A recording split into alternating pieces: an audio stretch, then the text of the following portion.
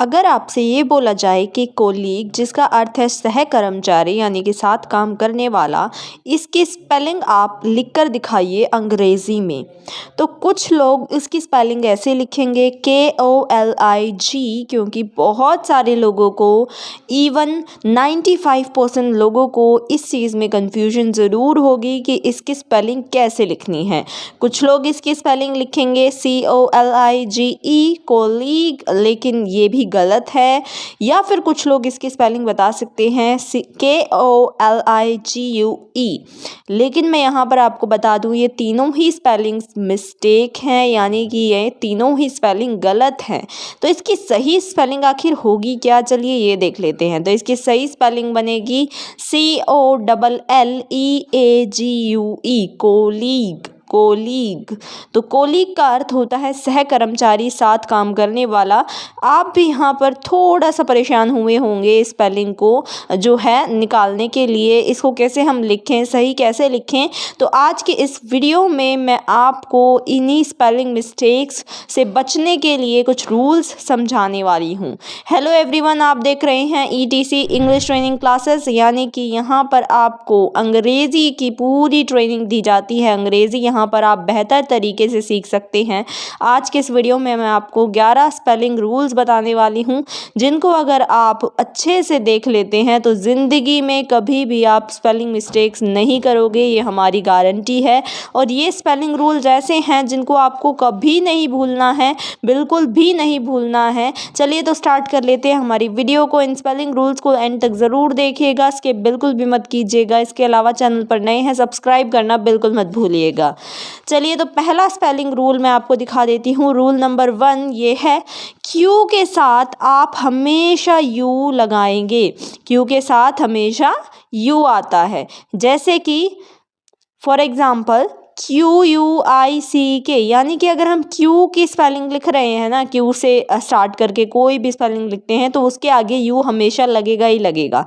Quick, आगे है quarrel, quarrel QUARREL, आप देख सकते हैं इसके आगे भी यू का इस्तेमाल हो रहा है। क्वाइट, इसमें भी यू का इस्तेमाल हो रहा है। क्वालिटी, क्वालिटी में भी आपका QU है। क्वीन, इसमें भी आपका QU है। क्वेंच इस यहाँ पे भी आपका QU, और क्वेश्चंस ये भी आपका यू इस्तेमाल आगे हो रहा है। तो हमारा ये क्या रिवाइज होगा कि क्यू के साथ हमेशा यू आता है। नेक्स्ट रूल है आपका रूल नंबर 2, ये है यदि किसी शब्द के अंत में फुल जोड़ा जाए, FULL, अगर हम किसी के अंत में जोड़ रहे हैं किसी शब्द के, तो FULL का जो एक L है वो कम हो जाएगा, यानी हमें वो L कम करना है। कैसे? फॉर एग्जाम्पल अगर आप लिख रहे हैं हार्म, HARM, हार्म, प्लस में फुल FULL, तो अब क्या स्पेलिंग बनेगी? हार्मफुल, HARMFUL, यानी कि फुल का जो एक L था वो हमने कम कर दिया। नेक्स्ट है फेथ, फेथ में अगर हम फुल जोड़ रहे हैं तो वो उसका एक L कम हो जाएगा, फेथफुल बन जाएगा वो। ट्रूथफुल, ट्रूथफुल का भी सेम इसी तरीके से है कि उसका एक L कम हो जाएगा। अब है यदि किसी शब्द के अंत में यानी कि वाई हो, तो शब्द के अंत में फुल जोड़ते समय वाई को आई में बदल दिया जाता है। यानी कि किसी भी शब्द के अंत में अगर वाई हो तो वहाँ पे अगर हम फुल जोड़ रहे हैं तो वाई को आई में बदलेंगे, जैसे कि ड्यूटी, DUTY, लास्ट में आप देख सकते हैं ड्यूटी के लास्ट में वाई है, अगर हम इसमें फुल जोड़ेंगे तो ड्यूटीफुल का जो वाई था वो आई में चेंज हो जाएगा, जैसा कि आप यहाँ पर देख भी सकते हैं BUTIFUL।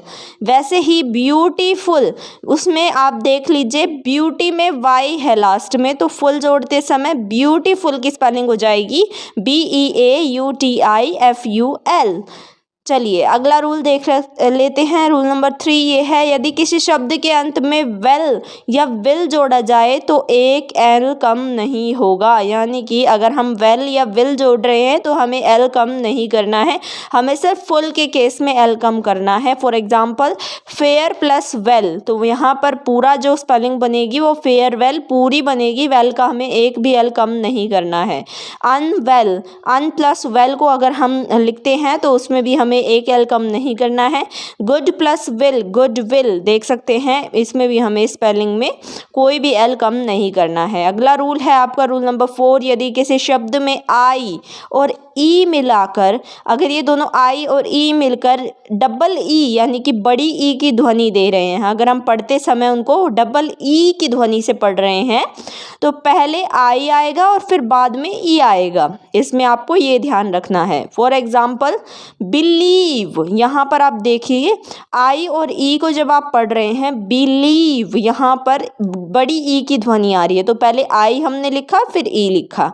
वैसे ही नीज, नीज में आप देखिए आई ई दोनों मिलाकर बड़ी ई की ध्वनि है, तो आई पहले आएगा ई बाद में। यील्ड, YIELD, तो यहाँ पर सेम इस तरीके से होगा। रूल नंबर 5 है आपका, यदि किसी वर्ब के अंत में ई हो तो उसमें ING जोड़ते समय ई जो है वो हट जाएगा। कोई भी वर्ब अगर आपको पता हो, वर्ब क्या होती है, कोई भी क्रिया, कोई भी काम, ठीक है, जैसे आ रहा है, जा रहा है, खा रहा है, पी रहा है, तो ये सारी वर्ब होती हैं।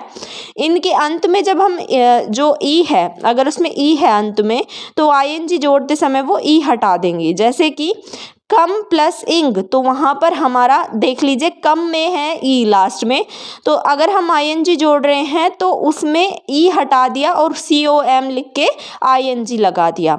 वैसे ही बाइट, बाइट यानी काटना प्लस ING, बाइटिंग बनाते समय हमने ई हटा दिया लास्ट का बाइट का और फिर ING लगा दिया। वैसे ही राइट, राइट यानी लिखना, लिखना में हमने जो है ING हमने जोड़ा तो राइटिंग बना दिया, वो राइटिंग में हमने क्या किया, ई हटा दिया। बच्चे बहुत मिस्टेक करते हैं राइटिंग लिखते समय।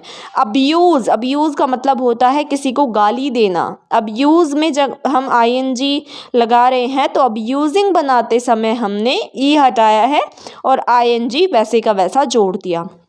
नेक्स्ट रूल नंबर 6, यदि किसी वर्ब के अंत में डबल ई OEYE हो तो उसमें हमें ING जोड़ते समय कोई भी परिवर्तन नहीं करना है।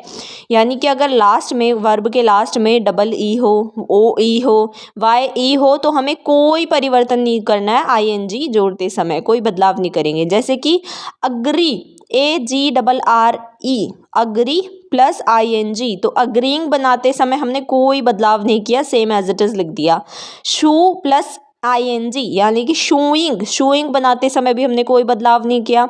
सी प्लस ING, सीइंग, सीइंग बनाते समय भी हमने कोई बदलाव नहीं किया। Eye plus ING, eyeing, eyeing में भी हमने कोई बदलाव नहीं किया, तो बदलाव नहीं करना है। रूल नंबर 7, जिन वर्ब्स के अंत में सी हो तो उनके साथ ED या ING जोड़ते समय के को बढ़ा दिया जाता है। यानी कि अगर हमारे किसी भी वर्ब में सी हो ना अंत में, तो वहाँ पर के भी जुड़ जाएगा ED और ING जोड़ते समय। जैसे कि mimic plus ED, mimicked, mimicked में आप यहाँ पर देख पा रहे होंगे सी के बाद एक के लग गया है, तो वो के हमें जोड़ना पड़ेगा। मिमिक प्लस ING जोड़ते समय भी के हमने एक्स्ट्रा लगाना है मिमिकिंग में, ठीक है।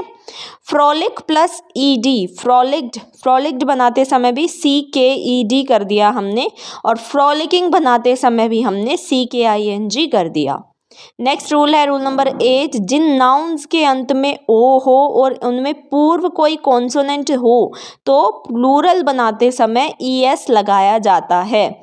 इसका क्या अर्थ है, लास्ट में जो भी नाउन हमारी आ रही है, नाउन क्या होती हैं, किसी भी व्यक्ति, वस्तु या किसी भी उसका नाम, प्लेस का नाम, तो ये होती है हमारी नाउन्स। अगर नाउन्स के अंत में ओ आ रहा है तो उससे पहले कोई कॉन्सोनेंट है, उससे पहले अगर कोई कॉन्सोनेंट है तो प्लूरल बनाते समय हम ES लगाएंगे। फॉर एग्जांपल अगर हम मैंगो लिख रहे हैं, MANGO, यहाँ पर आप देख सकते हैं मैंगो के लास्ट में ओ है और उससे पहले जी एक कॉन्सोनेंट है, तो लास्ट में हम ES लगा देंगे यहाँ पर। हीरो, हीरो के लास्ट में ओ है और आर इससे पहले एक कॉन्सोनेंट है, तो लास्ट में ES लग जाएगा, हीरोज बन जाएगा। बफेलो, बफेलो के लास्ट में ओ है और उससे पहले कॉन्सोनेंट है एल, तो बफेलोज बन जाएगा, वो ES लग जाएगा। नेक्स्ट रूल है रूल नंबर 9। यहाँ पर यदि वर्ब के अंत में ई हो तो आईएनजी लगाते समय आई ई का वाई हो जाता है।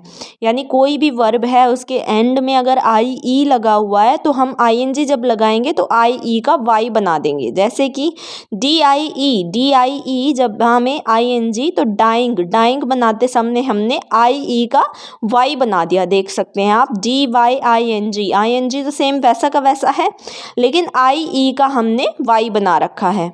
लाई LIE लाई प्लस ING लाई को जब हमने ING में जोड़ा तो लाई का जो IE था वो हमने वाई में कन्वर्ट कर दिया है। वैसे ही क्राई प्लस ING इसका जो RY था वो वैसे का वैसा ही रहेगा। इस केस में कोई परिवर्तन नहीं होगा। रूल नंबर 10 है आपका, SY और SE पर समाप्त होने वाले शब्द वर्ब होते हैं और CY और CE पर समाप्त होने वाले शब्द नाउन होते हैं। इसकी पहचान आपको होनी चाहिए। कौन कौन से वर्ब अगर SY पर समाप्त हो रहे हैं और SE पर समाप्त हो रहे हैं तो वो वर्ब हैं। अगर CY और CE पर समाप्त हो रहे हैं तो नाउन है। जैसे कि नाउन कौन कौन से हैं? प्रोफेसी इसमें CY पे ख़त्म हो रहा है तो इसका मतलब नाउन है। एडवाइज ये हमारा नाउन है। वर्ब क्या होगा? प्रोफेसी और एडवाइज। नेक्स्ट रूल है रूल नंबर 11।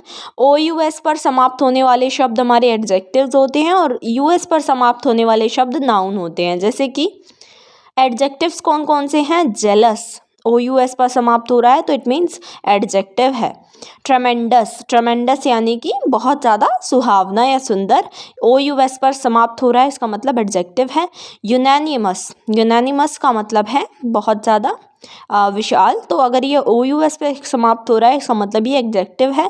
नाउन्स इनमें कौन कौन से होंगे? सेंसस US पे समाप्त हो रहा है नाउन है।